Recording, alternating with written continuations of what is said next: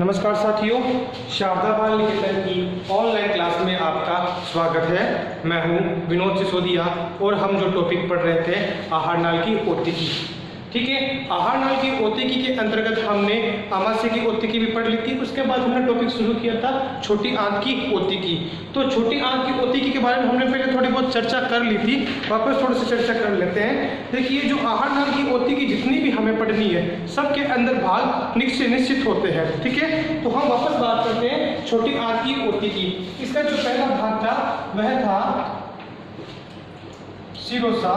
ठीक है, दूसरा भाग था बाह्य पेशी स्तर। ठीक है, तीसरा भाग था सब म्यूकोसा और जो चौथा भाग था वह था म्यूकोसा स्तर। ठीक है, इन चारों भागों के अंदर हमें पढ़ना है। ये देखिए, बात वापस करते हैं हम शिरोसा की। तो शिरोसा के बारे में हम पहले पढ़ चुके हैं कि जो शिरोसा होती है वह सबसे बाहरी स्तर होती है। ठीक है, ये किसकी बनी होती है? विसरल पेरिटोनियम की बनी होती है।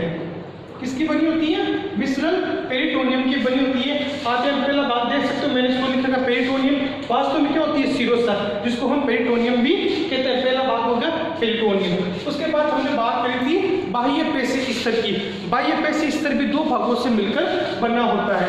नंबर एक बाहरी और दूसरा हो गया भीतरी। बाहरी भाग जो होता है वह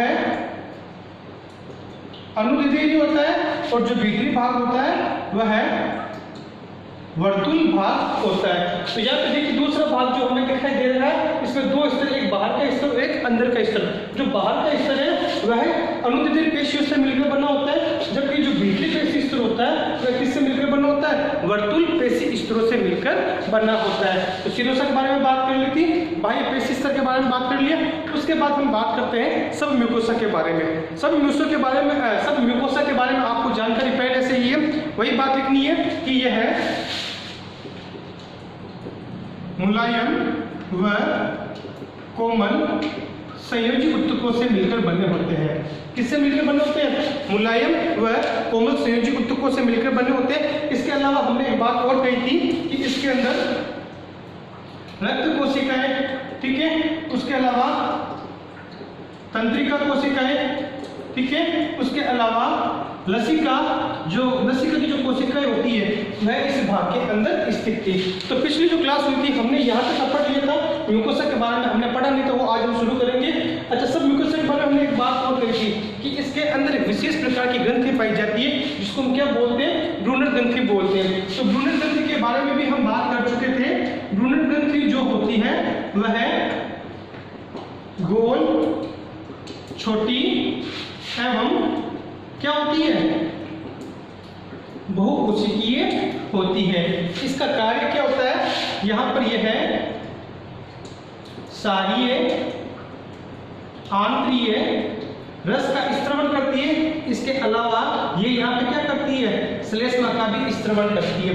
एक बार आप इसका स्क्रीनशॉट ले लीजिए और आगे जो टॉपिक है हमारा म्यूकोसा उसके बारे में हम चर्चा करेंगे। यहाँ तक का टॉपिक जो था वो पिछली क्लास के अंदर पढ़ा चुका हूँ, तो एक बार आप इसको देख लीजिए, इसका आप स्क्रीनशॉट एक बार ले लीजिए। ठीक है, जो तीन भाग हमने पढ़ लिए थे, चौथा भाग है म्यूकोसा, उसके बारे में चर्चा कर लेते हैं। तो हेडिंग लगाइए बच्चों, म्यूकोसा। जो चौथा स्तर था म्यूकोसा के बारे में बात करते हैं। तो आपने पेरिटोनियम या शिरोसा के बारे में बात कर ली, उसके बाद हमने पेशी स्तर के बारे में बात कर ली, उसके बाद हमने तीसरा जो बात था सब म्यूकोसा, उसके बारे में बात कर लिया। सब म्यूकोसा के अंदर ब्रूनर ग्रंथियां पाई जाती है, इसकी भी चर्चा कर ली। और उसके बाद जो चौथा स्तर है म्यूकोसा स्तर, ठीक है, जिसको हम हिंदी में बोलते हैं श्लेष्मिक स्तर, इसके बारे में चर्चा कर लेते हैं। तो चूंकि नाम से स्पष्ट है म्यूकोसा मतलब म्यूकस, अर्थात म्यूकस मतलब श्लेष्मा। ये परत क्या करती है? श्लेष्मा का स्त्रवण करती है। ठीक है, और दूसरी बात जो सबसे महत्वपूर्ण बात है जो आपको हम बार बार पढ़ रहे हैं, ठीक है, यह सबसे भीतरी स्तर होता है। ये क्या होता है? जो आहार नाल की ओतिकी में हम जो भीतरी पढ़ रहे हैं उसमें जो सबसे भीतरी स्तर कौन सा होता है? वह होता है म्यूकोसा। जो होता है वो सबसे भीतरी स्तर होता है। तो अब देख लीजिए, अब ये जो टॉपिक हम पढ़ के चले, एक बार की तो इसकी बेसिक चर्चा कर ली म्यूकोसा के बारे में। अब म्यूकोसा के अंदर हमें कौन कौन से टॉपिक पढ़ने उसके बारे में एक बार मैं यहाँ पर लिख देता हूँ ताकि हम उसकी चर्चा करेंगे। तो सबसे पहले हमें कर्करीन की वलय की चर्चा करेंगे, ठीक है। उसके बाद में हम रसांकुर के बारे में चर्चा करेंगे, ठीक है। उसके बाद में हम सूक्ष्मांकुर की बात करेंगे, ठीक है। उसके बाद में हम पेयर पेचेज की चर्चा करेंगे। उसके बाद में हम लिबर कुहेन की दरारें, इनके बारे में हम चर्चा करेंगे। अब लिबर कुहेन की दरारों के भीतर की ओर कुछ संरचनाएं पाई जाती है, उन संरचनाओं की हम बात करेंगे। इसमें से सबसे पहले आएगी कलश कोशिका, ठीक है। कलश कोशिका के बाद में हमें बात करनी है आंतरिक कोशिका की बात हम करेंगे। अगली है आंतरिक कोशिका, और उसके बाद में जो हम बात करेंगे वो हम पेनेट सेल्स के बारे में चर्चा करेंगे। तो ये देख लीजिए, एक बार आप सब नाम को एक बार देख लीजिए। हम यहाँ पर देखिए श्लेष्मा के भीतर कर्करीन की वलय, रसांकुर, सूक्ष्मांकुर, पेयर पेचेज, लिबर कुहेन की दरारें, कलश कोशिका, आंतरिक कोशिका, और आंतरिक कोशिका के बाद में हम पेनेट सेल की चर्चा यहाँ पर करेंगे। तो आइए सबसे पहले हम बात कर लेते हैं कर्करीन की वलय के बारे में। तो देखिए, तो जब हम म्यूकोसा का स्तर पढ़ते हैं या जो हम आज छोटी आंत के बारे में जब भी बात करते हैं, तो हम एक बात हमेशा ध्यान रखते हैं कि जो छोटी आंत होती है उसमें कुछ स्थायी वलन पाए जाते हैं। क्या पाए जाते हैं? स्थायी वलन पाए जाते हैं। सबसे पहले बात कर लेते हैं कि जो छोटी आंत होती है उसके अंदर कुछ स्थायी वलन पाए जाते हैं, ठीक है। ये वलन जो होते हैं, ये वलन क्षैतिज,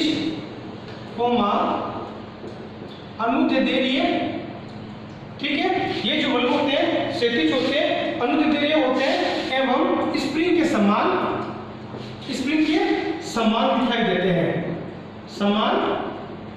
दिखाई देते हैं, तो ये जो क्षैतिज, अनुदैर्ध्य और स्प्रिंग वलन जो होते हैं, जो कि वास्तव में क्या होते हैं? स्थायी वलन होते हैं। ये जो संरचनाएं होती है, उन संरचनाओं को हम क्या बोलते हैं? इन संरचनाओं को हम कर्करीन वॉल या कर्करीन के वलय नाम से जानते हैं। जो इनकी लंबाई होती है वह 8 mm होती है, 8 mm इसका व्यास होता है। तो आइए वापस बात कर लेते हैं। सबसे पहले हम कर्करीन की वलय के बारे में बात कर रहे थे कि जो आहार नाल होती है, इस आहार नाल की औतिकी का जब हम अध्ययन करते हैं तो छोटी आंत के अंदर आते हैं। तो हमने पहले भी पढ़ा था चैप्टर की स्टार्टिंग के अंदर कि इसके अंदर कुछ अनुदैर्ध्य, कुछ वलन पाए जाते हैं, और कुछ वलन जो होते हैं वह स्थायी होते हैं। ये वलन क्षैतिज हो सकते हैं, अनुदैर्ध्य हो सकते हैं और स्प्रिंग के समान दिखाई देते हैं, ठीक है। तो ये क्षैतिज और जो अनुदैर्ध्य वलन होते हैं, इनको हम क्या बोलते हैं? कर्करीन वॉल या कर्करीन के वलय कहते हैं। और इनका जो व्यास होता है वह 8 mm व्यास का होता है। तो हमने कर्करीन की वलय के बारे में बात कर ली। अब दूसरी बात हम कर लेते हैं रसांकुर के बारे में। दूसरी चर्चा कर लेते हैं हम रसांकुर के बारे में। तो आपके सामने चित्र बना हुआ, तो ये जो आपको लंबी और उभरी हुई संरचनाएं दिख रही है, इनको हमने क्या नाम दिया? रसांकुर। तो ये जो उभरी हुई संरचना दिख रही है, ये जो वलन दिख रहे हैं, एक्चुअली जो अपन ने आहार नाल की औतिकी पढ़ी थी उसके अंदर अपन ने 4 स्तर पढ़े थे।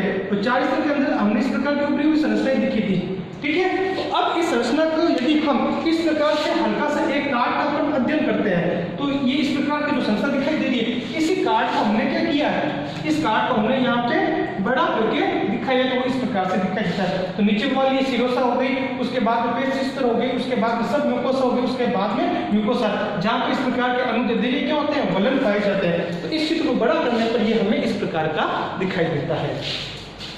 तो आइए हम बात कर लेते हैं रसांकुर की। तो ये जो उभरी हुई जो संरचना हमें दिखाई दे रही है, इन संरचनाओं को हम क्या बोलते हैं? रसांकुर बोलते हैं, ठीक है। रसांकुर का जो व्यास होता है वह 1 mm व्यास होता है, ठीक है।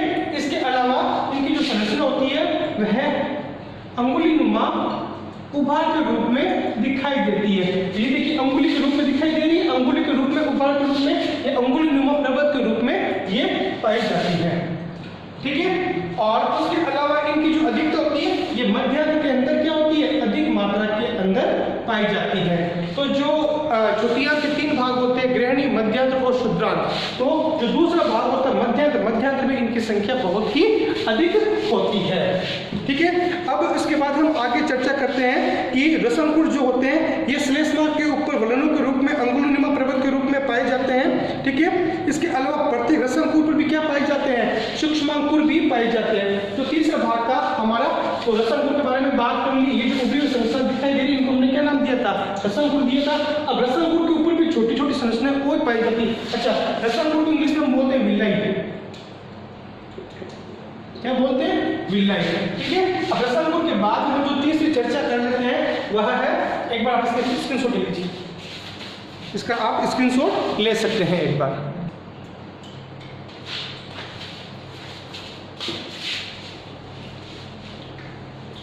ठीक है, अब हमने रसंकुर की बात कर ली। रसंकुर के बाद जो तीसरा भाग हम चर्चा कर रहे थे वह था सूक्ष्मांकुर। तो जो सूक्ष्मांकुर कहाँ पाए जाते हैं, ये रसांकुर के ऊपर पाए जाते हैं। ठीक है, रसांकुर के ऊपर पाए जाते हैं। इसके अलावा यह ब्रश बॉर्डर संरचना में बनी होती है। ठीक है, इसकी जो संरचना होती है वह ब्रश बॉर्डर संरचना के रूप में बनी हुई रहती है। ब्रश बॉर्डर का मतलब है जिग-जैग, कैसे होता है वो भी बता देते हैं। अच्छा, उपकला कोशिकाओं की विशेषता, जो आंत की उपकला होती है उसकी एक विशेषता होती है, कि जो आंत की उपकला होती है उसकी एक विशेषता होती है। उसकी विशेषता यह होती है कि जो वलन और रसंकुर जो होते हैं, इसके अलावा जो सूक्ष्मांकुर होते हैं उनकी उपस्थिति से जो आंत की जो अवशोषण सतह होती है वो क्या हो जाती है, बढ़ जाती है। तो कहने का मतलब है रसांकुर, वलन व सूक्ष्मांकुर की उपस्थिति के कारण जो आंत की अवशोषण सतह में वृद्धि हो जाती है। देखिए बेटा, मैं आपको एक लाइन बोल रहा था, उसको ध्यान से सुन लीजिए कि जो रसांकुर होते हैं, इसके अलावा जो वलन पाए जाते हैं और जो सूक्ष्मांकुर पाए जाते हैं, इनकी उपस्थिति के कारण क्या होता है कि आंत की अवशोषण सतह में वृद्धि हो जाती है। अब आप पूछो कि अवशोषण सतह में वृद्धि किस प्रकार से होती है, तो अब आप एक बार इस संरचना को ध्यान से देखिए कि ये जो मैं रसांकुर बना रहा हूं पास, आप रसांकुर को देखिए, इस प्रकार रसांकुर पाए जाते हैं। दिखने में हमें इसकी लंबाई कितनी दिख रही है, इतनी दिखाई दे रही है, लेकिन जब हम इसको वास्तव में खोलते हैं इसकी लंबाई कितनी होती है, इतनी अधिक होती है ना। दिखने में तो हमें इतनी सी दिखाई दे रही है, लेकिन इनको हम जब खींचते हैं इसकी लंबाई कितनी हो जाती है, अधिक हो जाती है। अर्थात ये आंत के अंदर क्या करती है, अवशोषण की सतह को बढ़ाती है। अर्थात यहाँ पे देखिए, यहाँ पे अवशोषण की सतह क्या हो गई, बढ़ गई। और आपको अच्छी तरीके से पता है कि जो आंत का मुख्य कार्य क्या होता है, भोजन का अवशोषण करना, और आंत के अंदर भोजन का सर्वाधिक अवशोषण होता है। तो इसी कारण क्या होता है, आंत में क्या होता है, भोजन का सर्वाधिक अवशोषण होता है। क्लियर हो गया, यहाँ तक है। कभी एक बार आप स्क्रीनशॉट ले लीजिए, उसके बाद आगे बढ़ते हैं।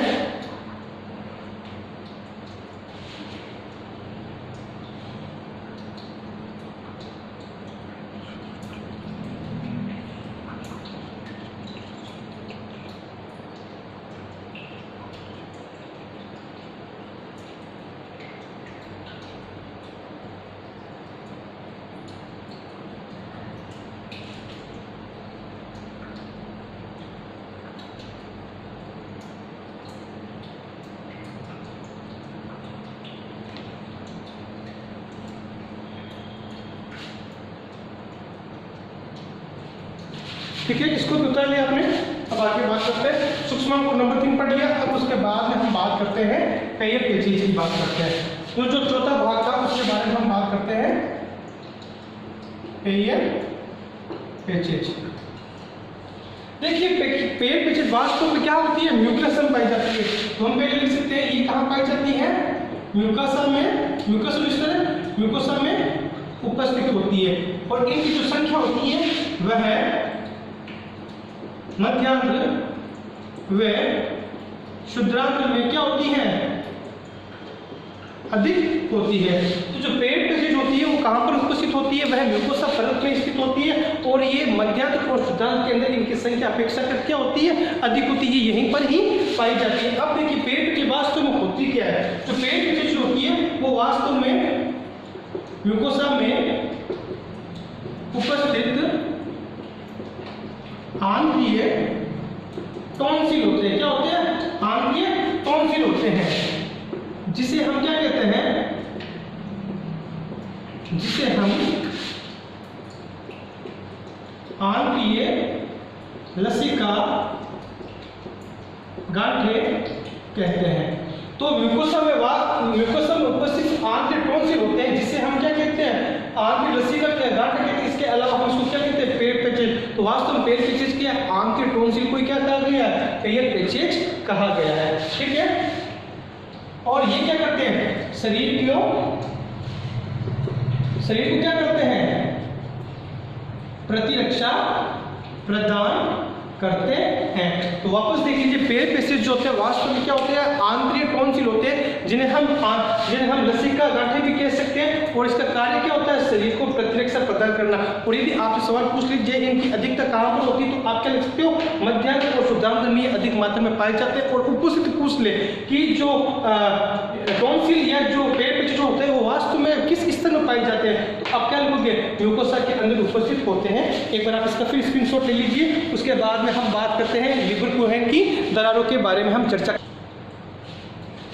ठीक है, अब हमने पेट पेशिश के बारे में बात कर ली, अगला हम बात कर लेते हैं लिबर कोहेन की दरारों के बारे में। इसको तो आपने उतार लिया होगा, अगर हेडिंग लगाइए लिबर कोहेन की दरारें। लिबर कोहेन की दरारें, एक बार चित्र में देखिए लिबर कोहेन कहाँ पर, देखिए ये चित्र में देखिए, ये लिखा हुआ लिबर कोहेन की दरारें। तो लिबर कोहेन की दरारें कहाँ पाई जाती है, ये जो रसांकुर उभरे हुए जो रसांकुर होते हैं उनके पास में ये जो नीचे की जो संरचना होती है, तो हम क्या लिख सकते हैं,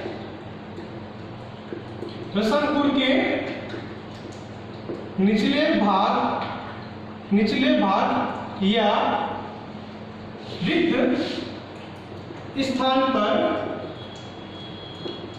विशेष रचना, या हम क्या बोल सकते हैं, इस रिक्त स्थान को हम क्या बोल सकते हैं, रिक्त स्थान को हम क्या बोल सकते हैं, लिबर कोहेन की दरार कहते हैं।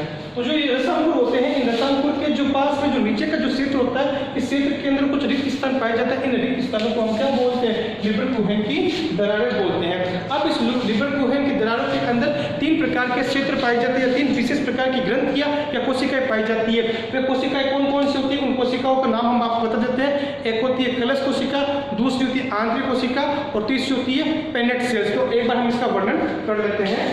तो देखिए 3 कोशिकाएं होती है इसकी। नंबर 1 कलश कोशिकाएं, दूसरी होती है आंतरिक कोशिकाएं और तीसरी होती है पेनेट सेल, पेनेट सेल्स। अब देखिए सबसे पहले हम बात करते हैं कलश कोशिकाएं। इसको हम गोगलेट सेल्स भी कहते हैं। ठीक है, यह एक कोशिकीय ग्रंथि होती है और ये क्या करती है, यह श्लेष्मा का स्त्रवण करती है। जो कलश कोशिकाएं होती है इसको हम गोगलेट सेल भी कहते हैं। तो आप ये देख सकते हैं रसांकुर का ये जो क्षेत्र दिखाई दे रहा है, तो यहाँ पे कलश कोशिका ये गोगलेट सेल पाई जाती है। अर्थात इस रसांकुर और सूक्ष्मांकुर के पास एक विशेष प्रकार की कोशिकाएं पाई जाती है जो एक निश्चित अंतराल पर स्थित होती है।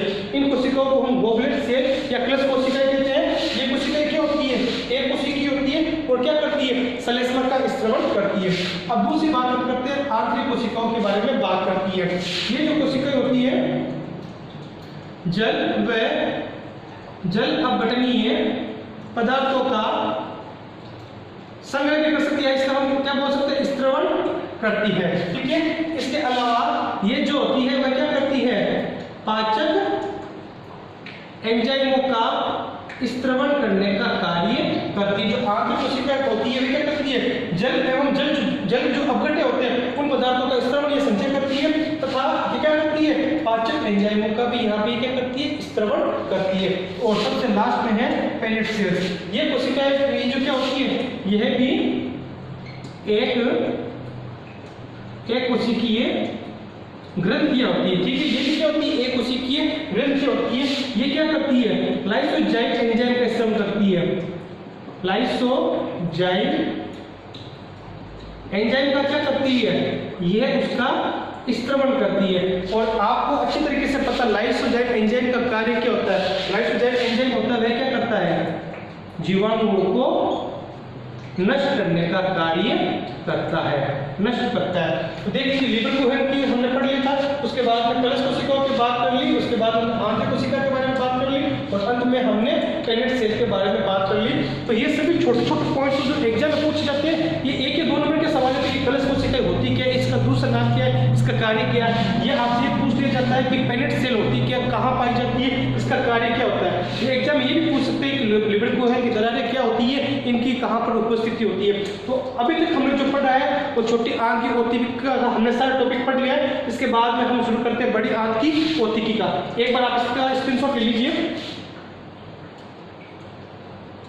ठीक है। अब हम बात आगे करते हैं अंतिम बात बड़ी आंत की ओतिकी का। बड़ी आंत की ओतिकी चित्र को एक बार वापस देख लीजिए। सबसे नीचे पेरिटोनियम है, उसके ऊपर पेशी स्तर होता है जो कि 2 भागों में बंटा होता है। बाहरी अनुद्वीतीय और भीतरी जो स्तर होता है वह वर्तुल पेशियों से मिलकर बना होता है। तीसरा स्तर होता है सब म्यूकोसा, जिसके अंदर ड्रूनेट ग्रंथियां पाई जाती है, ठीक है। उसके बाद में हम बात करते हैं म्यूकोसा स्तर की। म्यूकोसा स्तर चौथा स्तर होता है, जिसके अंदर ये लिवर कोहेरेंट की दरारें, कलश कोशिका, सूक्ष्माणु, रसागुण सभी इसी क्षेत्र के अंदर स्थित होती है। और जो बीच में जो भाग होता है, यहाँ पर रक्त केशिकाएं पाई जाती है। तो अब हम अगला टॉपिक शुरू करते हैं। छोटी आंत के बाद हमें क्या करना है, बड़ी आंत की ओतिकी। बड़ी आंत की ओतिकी कुछ नहीं करना है, बिल्कुल बेसिक जो अभी तक हम पढ़ के आए हैं। तो आप मुझे बताइए कि जो आहार नाल की ओतिकी पढ़े थे हमने, उसमें कितने भाग थे, 4 भाग थे। तो बड़ी आंत की ओतिकी के अंदर कितने भाग हो गए, 4 भाग हो गए। पहला भाग कौन सा था, सिरोसा। और सिरोसा के बारे में हम एक ही बात बार बार पढ़ रहे हैं। ये क्या होता है, यह सबसे बाहरी स्तर होता है, ठीक है। बाहरी स्तर को क्या बोलते हैं, पेरिटोनियम कहते हैं। ये लाइन हमें बड़ी आंत की ओतिकी के अंदर लिखना है। जो दूसरा स्तर था वह था पेशी स्तर, ठीक है। तो सिरोसा के ठीक नीचे जो स्तर स्थित होता है उसको क्या बोलते हैं, पेशी स्तर। पेशी स्तर कितने भागों से मिलकर बना होता है, एक तो होता है बाहरी और दूसरा होता है भीतरी। बाहरी जो स्तर होता है वह किससे मिलकर बना था, अनुदैर्ध्य स्तर से मिलकर बना होता है, जबकि भीतरी स्तर किससे मिलकर बना होगा, यह वर्तुल पेशी स्तर से मिलकर बना होता है। तीसरा स्तर था सब म्यूकोसा, ठीक है। देखिए ये सारे पॉइंट लगभग सब लोग कॉमन आए हैं, इसका थोड़ा सा विशेष तौर पर ध्यान रखना। तो मेरे हिसाब से ये तो आपको ओतिकी अच्छी तरीके से याद हो गई होगी। तो ये इसके बारे में आपको पता है, ये क्या लिखना है, यह है मुलायम व कोमल संयोजी ऊतकों से मिलकर बने होते हैं। इसमें रक्त सेल्स, ठीक है, लसिका कोशिकाएं, लसिका सेल्स और तंत्रिका सेल्स, ये तंत्रिका कोशिकाएं क्या होती है इसके अंदर उपस्थित होती है। ये पॉइंट सब के अंदर कॉमन ही आए हैं। और जो लास्ट भाग है वह कौन सा है, म्यूकोसा स्तर। और इसके बारे में भी आपको पता है कि यह क्या होता है, यह सबसे भीतरी स्तर होता है। और इसका कार्य क्या होता है, इसका कार्य होता है श्लेष्मा का स्त्रवण करना, श्लेष्मा का स्त्रवण करना। तो इस प्रकार से बड़ी आंत की ओतिकी भी अपने पूरे कंप्लीट हुई। इसी प्रकार हम अंत में बात करते हैं मलाशय की ओतिकी। तो बड़ी आंत की जगह हम यहाँ पर कर देंगे मलाशय की ओतिकी। बिल्कुल ऐसा कैसा वर्णन करना, सेम टू सेम करना, कोई दिक्कत नहीं है। बस एक बात ध्यान रखना कि मलाशय के अंदर ये जो वलन होते हैं, रसांकुर, सूक्ष्माणु आदि क्या होते हैं, अनुपस्थित होते हैं। तो हम यहाँ लिख सकते हैं मलाशय में वलन अनुपस्थित होते हैं। तो बड़ा एक बार इसका स्क्रीनशॉट ले लीजिए। छोटी आंत का भी आपको समझा दिया, बड़ी आंत का तो बिल्कुल इजी जो हम पहले से पढ़ते आ रहे हैं, और मलाशय का भी बिल्कुल वही जो हम पहले से पढ़ते आ रहे हैं। मलाशय में बस एक ही बात लिखनी है कि मलाशय के अंदर वलन नहीं पाई जाते। एक बार आप इसका स्क्रीनशॉट ले लीजिए। ठीक है, तो आशा करता हूँ कि आज की क्लास में आपको सब कुछ समझ में आया होगा। अगली क्लास में हम आपको एक नया टॉपिक करवाएंगे। हाँ, इसके अलावा जो एक एनिमेशन का जो वीडियो था जिसमें पाचन तंत्र में भोजन किस प्रकार से मनुष्य ग्रहण करता है, वो पूरी प्रक्रिया एक एनिमेशन वीडियो के द्वारा आपको बताई जाएगी। धन्यवाद।